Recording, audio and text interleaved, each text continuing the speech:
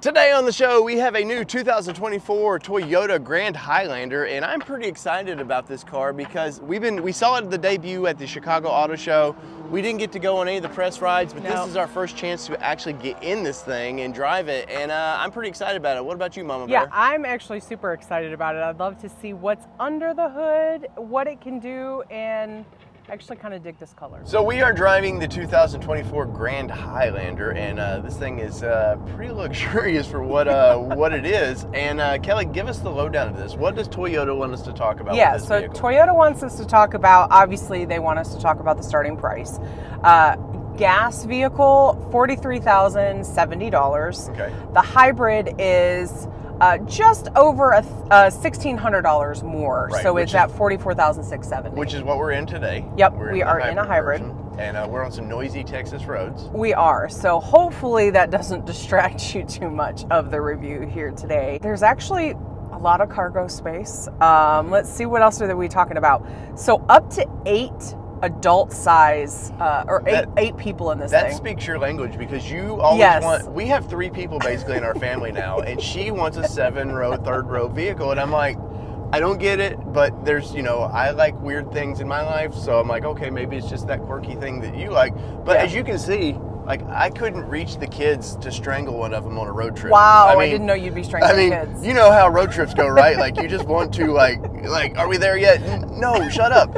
And so the kids would be very safe in this car, and I'm sure lots of safety and tech in this thing. And I have to say, my first impressions of this vehicle, because we saw this thing launch at Chicago Auto Show this year. It's gone on sale now, so this has been our first time having a chance to drive this. And I'm pretty impressed with the layout of the vehicle. It looks nice. It's Toyota, but it doesn't feel like a normal Toyota. There's a lot of luxury items to this. And you said, what was the price of this one again? This one is just shy of $60,000 as tested, is what we're looking at. So a lot of squishy things added to this one. Yes. Well, what does come standard, and I started noticing it as soon as we got in, is there are 7 USB-C ports. How many? 7, folks. 7. Yes. This has the potential to seat 8, so you're slacking a little bit, Toyota. You don't get your you didn't get the 8th one in there. All right, Kelly, Grand Highlander. This has been on our bucket list to drive. So walk us around here and tell us what you think of this vehicle. Yeah, so I'm actually quite impressed now that we've seen it in person. You've actually got pretty aggressive lights on the front end, and this is for an SUV. So, I mean, when you're thinking about aggressive, you don't always think SUV, but you've got your aggressive lights. You know we're gonna have the big old front of a Toyota, but what I like about this one is it's the same color of the rest of the vehicle. I personally am so glad they didn't do a big chrome front end on this one. Yes, I mean, there's some chrome accents just to break it up a little bit, but I 100% agree with you. Of course, they need cooling. This being, you know, it's a turbocharged hybrid system, so they need a lot of air to cool this thing, but you're getting some fun fog lights. Even the lower valence is not chrome, but it's kind of that platinum finish, and everything about this vehicle, Kelly, kind of says class without saying super expensive class. It does, absolutely. You know, you get just a little bit of that, like, subtle type of things. And the wheels on this thing, what do we got going on here? Got some Continental tires on this thing, and sizing is, they are a 255/55/20, so that is a big boy wheel, Kelly. What's your impression of those wheels? Yeah, so you know me, I'm not a huge fan of all the chrome. So not a lot of flash. It's kind of subdued, but I would like a little less chrome, maybe none at all. Yeah. I'd like them all blacked out is what I would personally do on this vehicle. But she's gonna murder any vehicle out that we have. You know it. Like, but that's what I'm gonna do. Down the side of it, you got just a little chrome accent. Once again, not over the top. You know, a little bit on the mirrors. Of course, you got your side markers on there for your turn signals and all that, but just a little bit. But I love the painted handles, everything that just seems to make it look like, you know, it's not my grandmother's car from the 70s, you know? And I love a more subdued car because I think you can, you know, it's just more classy to me. Now the taillights of this thing, once again, I think to build on what Kelly was talking about up front, these are racy looking lights, but if you look at the rear, very in the family of Toyota, because that does hint of the new Sequoia. Like, they do have a design, you know, language of theirs. This being the Platinum Edition, it looks like you're gonna get some pretty exhaust tips, something our Mustang didn't get for some reason. We got a sports car and it doesn't get the fun looking tips as this thing does, but It is a hybrid max. You can see their badging for that. It's kind of interesting. But overall, this car is, I think it looks great, Kelly. And now let's get in the interior. Let's walk around there. And I'm curious what you think of the interior. Let's see. All right, Kelly, the interior of this thing, I have to say, it's once again, it's classy, not over the top like some luxury brands can be. Absolutely. But these seats, when I opened the door initially with these seats, they, I like it. There's some cloth to it, but yet it's got nice leather. Where are you at with these? Yeah, I'm actually a big fan, and they're super comfortable actually when we've sat in them for the small amount of time. You know, you've got a combination of fabrics. It's really, overall, it's really done right on the seats. Yeah, and they carry that through all the way through the console and the center console here, which is very nice. You get a looks like a couple cup holders there, Kelly, so we should be happy with that, right? Yeah, so there's actually 13 wow. cup holders in this vehicle, cup/bottle holders. So well, it could potentially seat 8, but yet you have 13 well, that's of a lot those of thirsty people, man. But you all know I love my cup holders, so. But so the interior of this thing, once again, it looks like you get a lot of storage space.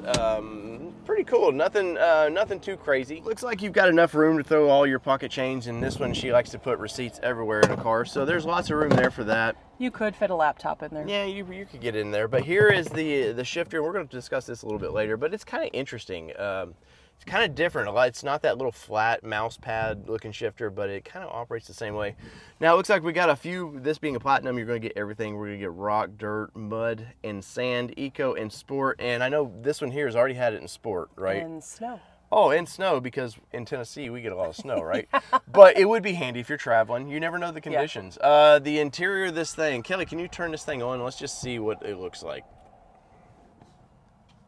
It's on, because it being a hybrid, it doesn't need to necessarily start the engine right away. But pretty interesting. I like the display of this thing. Of course, we're getting a JBL sound system, so you know the kids want to bump, right? Oh, yeah. The kids want to bump, and Mama wants to bump too. But I like that there's actual buttons for the HVAC controls. I'm so over seeing everybody dump that into the tech portion of it, and it's, you know, it's funny about that is we keep getting told hands-free devices, yet the auto manufacturers seem to want to dump everything in there. And it's like dealing with the cell phone, which is, it's nice that there's the cool tech, but at the end of the day, when we're driving on some trips, sometimes it's difficult to push buttons, especially if you're in new vehicles. If you bought this brand new and it was all in the dash, it might be a pain in the butt. But thankfully, Toyota gave us actual knobs and controls. So it looks like we're going to get a USB-C on the passenger side, which is, and there's more over here. But that's kind of cool that the passenger, you know, whoever's over here, sometimes you don't want cables all roll across your legs, so you can get it there. But I like the fit and finish of this. This little diamond encrusted look here looks really nice. The stitching, once again, some soft materials in this that blend right back into this kind of diamond pattern here. The handles, nice little kind of platinum look to the handles, the buttons, everything about this looks really cool. You do get a little storage cubby up here, which was nice. You're gonna have your normal glove box back here, which is fine. JBL sound system once again, so once again, this thing is going to sound great. Now, being a platinum, you're going to get all the charging capabilities, you know, not just the USBs. Kelly, we got wireless charging with this, and sometimes we've noticed some of the older wireless technology just didn't really work great, right? So what is it like? Can we throw the phone in there and will it actually work? Yep, you hear it, it buzzed right in there. Yep, QI charging. That is actually nice that it does it up there. We've had a lot of vehicles where you're kind of like, maybe it's charging, I don't know. So that's actually pretty cool. Interior wise of this thing, where are you at with it as far as driving? Yeah, overall, super comfortable. Like Dave said, I'm really appreciative that there's actually buttons on your infotainment system, because it is really difficult to sometimes make adjustments in the vehicle, and you've got distractions happening back here, you've got distractions happening on the road, you've got all those things, and to have it be able to easily adjust, that makes a huge statement for me. I was able to go ahead and use the cruise control a little bit on this, and it actually was really nice. Heads up display on this as well, so you can definitely utilize this vehicle to the best of its capabilities. Now, utilizing a vehicle, that's a good point. I need to see the back of this thing, because for one, she needs to see how much cargo room we can throw back there, and I need to play my part and be the little kid that beats on the back of the seat. So let's see what's back there. Now, we know the truth. The kids are going to be back here. They want technology everywhere. Is there plenty of, places to charge that technology? But I want to get in this. Little Davey wants to get in here and experience what it's like. And I have to say, this is pretty freaking awesome. You got like more cup holders. You've got, this being a platinum edition, you've got all your HVAC stuff back here. So that is pretty nice that, you can adjust it. Heated, cool seats back here as well as up front. And we have this big pano roof, which we'll get into in a minute. Now the shade's kind of pissing me off as little Timmy. I can throw that up there and it doesn't bother me. Same on the other side. But if you do have kids or whatever, like especially newborn babies, that's nice that manufacturers are actually including that in there. Now, how far? Okay, I can go back. Now there is one of the seats are back there, but it looks like this would lay flat back. And I could be back here while Kelly's driving me around and living the good life. Oh, is that what it is now? Now you're complaining about me driving. Here is your HVAC on this, and it's nice that all the kids or whoever's back here, grandma, grandpa, they have their own HVAC system back here that they can operate it. Because maybe you want heated seats on or you want cooled seats on, which I definitely want cooled seats on right now. But there is some charging ports back here, which I like that they're kind of hidden. And to this day and age, Kelly, everything wants to be so blunt and just obvious. I like the fact that, you have to learn the vehicle, but I like the fact that it's, it doesn't feel like it has to be a big part of the car, right? Mm-hmm. Yeah, there's some sleekness to it, yes, to make it look aesthetically pleasing as well as comfortable. Right. So, but you can tell the way they've designed the cubbies here, you can put some iPads right in there or tablets in that. Still have your cup holders here. You can throw your, some Smarties or whatever candies kids eat these days. And you can make fun of the people back there. But speaking of back there, Kelly, I know you're itching. You want to open that trunk, right? I do. I want to see it. So we got two trunks open. We got a front hood and a rear cargo trunk. Where are we going first? Let's go. All right, we got a little turbo engine here, and really? Ding number one is what, Kelly? The fact that it doesn't have lifts on it. Yes, which is that's for $59,000.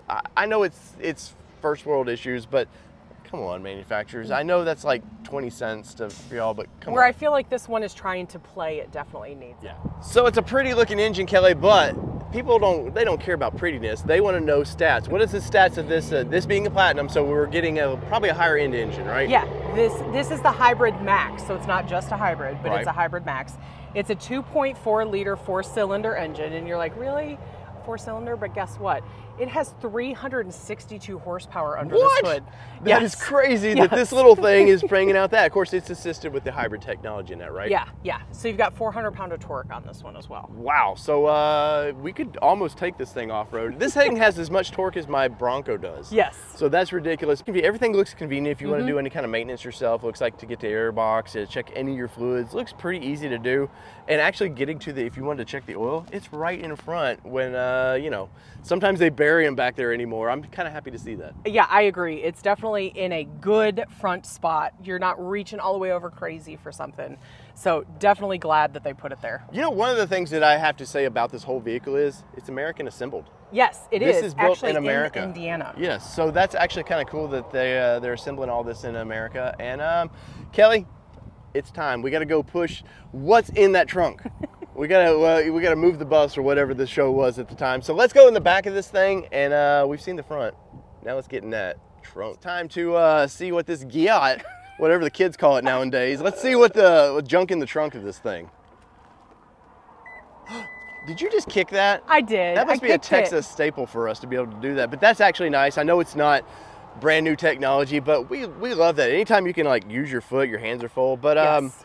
Ultimately, this thing's about moving people and cargo, right? Yeah, you've got a 60-40 split on this one. And so you can go flat on the seat in front of this one if you needed to go ahead and get the Home Depots, the Lowe's, the whatever you need.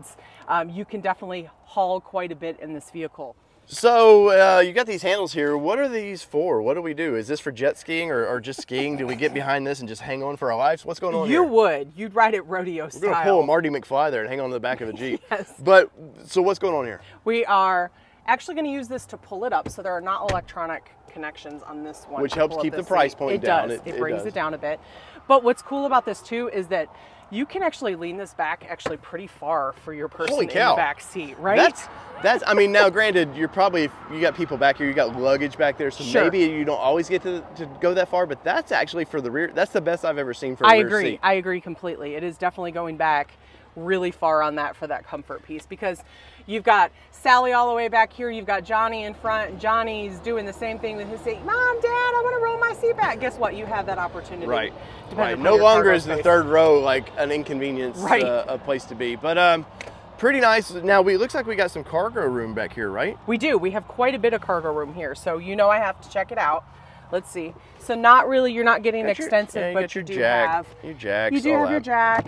You've got a little bit of extra space in there. Yeah. You do have a AC plug-in that shares 1,500 watts between the two outlets that are in the vehicle. Okay, so that's impressive. That's impressive. You can be at the beach with this thing, or just outside, enjoying the family picnic and plug in some, the blender, the margarita blenders, all the fun stuff, right? All the fun stuff as you're stopped on the road. But where are you at with just the cargo? Now, obviously, this is more than what Sequoia has from a get-go. Yes.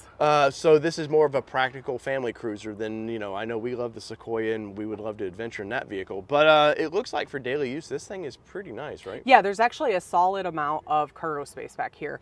I think we could easily fit our catcher's bag in there for our daughter. Yes. It would easily fit right here, just very quick, easy, and you'd have more room for other items to go on top That's of right. as well. That's right. We could throw the cooler full of beer because Dad's going to be stressing out at the ball field. But it looks like you got a JBL part of your sound system back here. It looks like there's optional where you could put a cover over that right there if you need to hide whatever's back. So with this one, you've got multiple ways to go ahead and close it. You've got a button, you've got a kick, which we showed you when we opened it, or you've even got it on your key fob. So you can actually go ahead and just hold it. Well, this is like a closed case on the back, right? It is.